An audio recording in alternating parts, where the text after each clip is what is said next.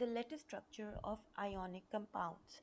So the lattice structure refers to the arrangement of the atoms of a substance in 3D shape. So look at this. This purple circle is chlorine and the smaller green circle is sodium.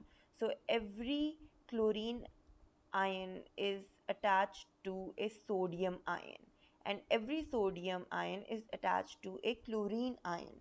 So the lattices formed by ionic compounds consist of a regular arrangement of alternating positive and negative ions. So some of the properties are that they have high melting and boiling points because they have to overcome the attraction between the positive and negative ions in ionic compound, which is very high. They are hard and brittle.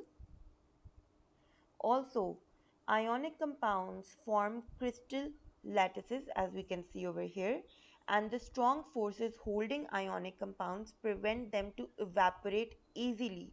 This is why ionic compounds have no smell.